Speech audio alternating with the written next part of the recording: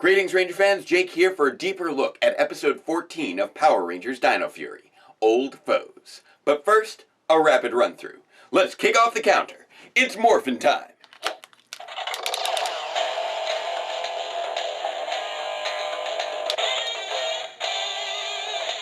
Okay, so we open on Area 62, where a cloaked figure tries to steal the sporks from the jukebox machine, which Void Knight is not a fan of. So he, Slither, and Mucus confront the figure, and it's Lord Zed, who quickly mops the floor with them until a new sporks beast appears, Regal, who's reincarnated the evilest and most buff version of Zed and tossed a compliance collar on him to make him his servant, promising to perform even more impressive acts if Void Knight grants him a spork, starting with, "Hi Brian Blast, hi Wolfgang," which Void Knight agrees to, but only if Regal captures all the Rangers who are over at Buzz Blast getting ready for Halloween dance, planning costumes, and talking about their worst fears, except Ollie, who's only alert. So the others plan to scare him with a haunted trail in the forest, but while he's walking through, the others get ambushed. Sleepy Cuffs time! The four Rangers nap while Brian Blast and Wolfgang hunt down Ollie, who morphs to take them on and then remembers Wolfgang's howl. Flashback time. And calls on Solon to bring one of Mick's no-howl drops, allowing him to take down the two monsters. But then they come back! So he destroys them again, joins Solon, who spotted Zed and warns Ollie not to face him, but he tries anyway, so Solon teleports him out and shows him Mick's legendary database. Lord Zed clip show time. They look up how he was taken down before. Countdown to destruction footage, my heart! But the big clue is from Beast Morphers, where they learned about the compliance collar, so Ollie morphs and returns topside to face them, using a Dino Dagger boomerang attack to take out the collar and release Zed, who quickly turns on his master. Teleport time, bye! Then goes toe-to-toe with the thrice-resurrected Brian Blast and Wolfgang, as Ollie frees the others, and they team up with the Sporks Beast to take on Zed, who doesn't have a Z-Staff, so he bugs out, and the two Sporks Beasts immediately flip again by growing to attack the Rangers, who summon the Dino Fury Megazord Blade formation to take them out with a double Mega Slash. Third explosion is the charm. Void Knight slaps some sleepy cuffs on Regal and tosses him in a cell to keep on standby for a future Power Rangers episode, while back at Dino Henge, the Rangers show off their Halloween costumes for Solon. Astronaut, vampire, leprechaun, zombie park warden, and classic knight. As Ollie admits the one thing he's afraid of is losing his friends, so they all group hug and teleport off to the dance. Roll credits. And that's the end of the episode. Now, let's take a deeper look. Obviously, the biggest thing we need to talk about is the sudden and unexpected return of Lord Zed. Well, unexpected for anyone who hadn't already encountered spoilers. Zed has long been a fan favorite, ever since he first burst out onto the scene in the primetime Season 2 premiere of Mighty Morphin Power Rangers, supplanting Rita Repulsa as the main villain of the series, and shocking children and parents alike with his deeply intimidating original design. Fun fact, Connor McCullough, the makeup artist who apparently created Lord Zed, later went on to appear in the first season of the Sci-Fi Network special effects makeup competition series Face Off, and basically swept the challenges due to his incredible technical prowess. However, the Zed that we got then isn't quite the Zed that we got here. Perhaps the most obvious and sadly the most unavoidable change is due to Lord Zed's original voice actor, Robert Axelrod, tragically passing away in September of 2019 at the age of 70. Meaning that he would be unable to reprise the role of a character that he helped originate and bring to life alongside Power Rangers suit actor Ed Neal. So it's not terribly surprising that Zed has an alternate voice in this episode.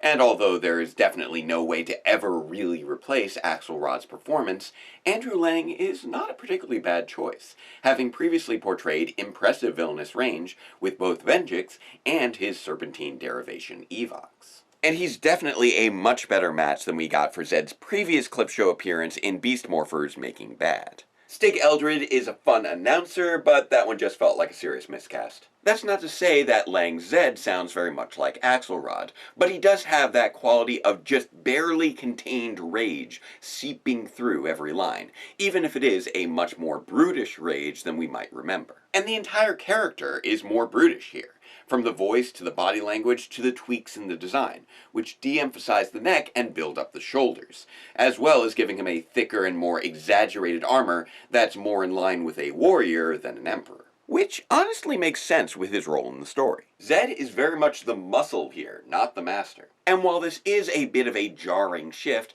I do at least appreciate that the writers do attempt to give a reasoning for this that falls in line with the larger explanation behind his restoration, even if it's still a bit vague and confusing overall. Regal's ability appears to be more of a recreation than a true resurrection, as he is not only able to bring back Zed, but also Brian Blast and Wolfgang, who are both still definitively in their Sporks forms and in storage, either in Void Knight's machine or in the Ranger's storage chest. Like, Void Knight still definitely has Wolfgang, but I'm a bit uncertain on Brian Blast, as it's possible that Boom Tower could have used him for his power-up and then lost him to the Rangers after being destroyed. And come to think of it, we have no idea which Sporix Slither is using, so for all we know, Wolfgang could be rattling around inside him instead. But Regal's ability directly bypasses this confusion, as well as the separate concern of Zed's reformation at the end of Countdown to Destruction, by simply creating copies of these villains from different points in their histories. Lord Zed in particular is supposed to have been reincarnated at his most vile,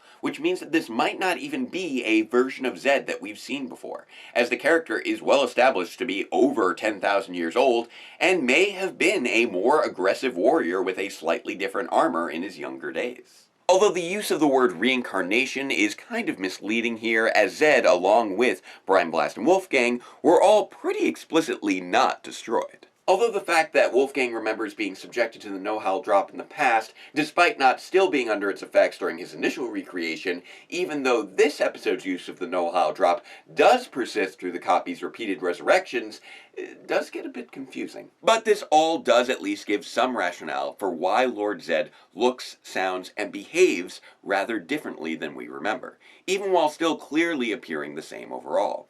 And the use of the compliance collar further cements him into this alternate role than we would otherwise be used to seeing. After all, the original Lord Zed was never really shown to be a fighter, having only had one brief battle with Tommy during his long tenure, and even then immediately retreating as soon as his staff had been broken by Saba. But that is not the case here. This Lord Zed tosses around major villains like they're ragdolls, and is only mildly annoyed when coming face to face with a full team of Rangers. His frustrations over Regal refusing to stay and fight him just further serve to emphasize this more aggressive attitude, as past portrayals have only ever shown him talking up a good game with intimidating insults, rather than actually getting his hands dirty. Solon's fear of him is also an interesting take, in that we've never been given any indication in the past that Zed is personally able to take on full-fledged Megazords, despite having briefly gone giant-sized during the transition to Mighty Morphin Alien Rangers.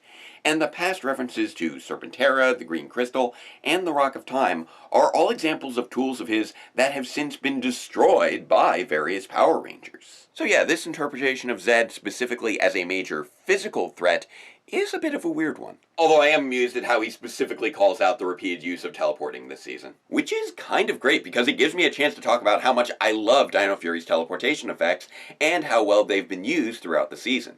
Not only bringing back a classic story tool, but also pretty effectively incorporating it into the battle scenes, like when Zato teleported straight into a flying kick back in Super Hotshot. And on the subject of battle scenes, the fights against Zed here do look pretty great, as we finally, after nearly 3 decades, get to see a full team of Rangers take on one of the most iconic villains of all time, making liberal use of Dino Fury's continually gorgeous little energy flourishes and effects. Plus, Warrior Zed's not actually destroyed at the end of the episode, and neither is Regal, so we'll definitely be seeing these characters again at some point in the future. And maybe then we'll get some actual clarification on if Regal is an actual Sporix beast or not, since I realized in retrospect that this was never really confirmed in one way or another, only kind of assumed in the context of the other villains of the week. Now, apart from all of the convoluted complications surrounding Lord Zed and Regal, it is worth addressing that this is technically a Halloween episode, giving us the classic tropes of the Rangers in costume, and placing an appropriate emphasis on themes of fear and evil seemingly rising from the grave. And like all of the other Halloween episodes of the Nickelodeon era, it is also a minor clip show, even if the clips this time are only limited to Ollie remembering Wolfgang's previous appearance, and Solon teaching him about Lord Zed's long history, which actually referenced the specific events of Countdown to Destruction for the first time since they occurred, and that just fills me with so much joy. Even if the vocal replacements for Zordon and Andros were weird, to say the least. It's also fascinating to see the show pulling so hard from past seasons for its recent Halloween clip shows, as this sort of thing was never really done in the past, outside of anniversary specials or seasons where past references were baked into the premise, like Megaforce and Dino Thunder. So it will be interesting to see how the show chooses to continue to incorporate old continuity moving forward, as we have now established that mixed contribution of the Legacy database will be of use to the Rangers, and that Lord Zed and Regal will remain potential threats moving forward. And that's not even getting into whatever role the Morphin Masters will play in the future.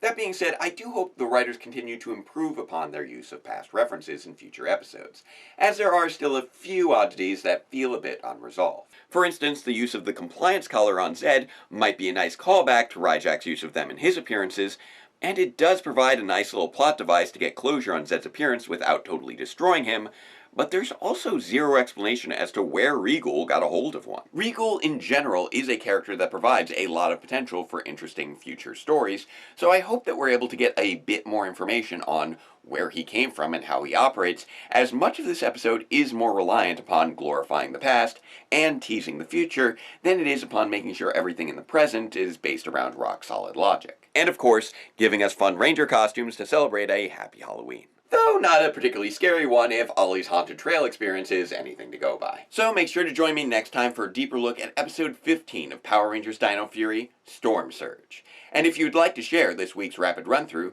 you can find it as a standalone clip over at Morphin Legacy's YouTube channel. Please like, share, subscribe to us both, ring the bell for future notifications, and until next time, farewell Ranger fans, and let the power protect you.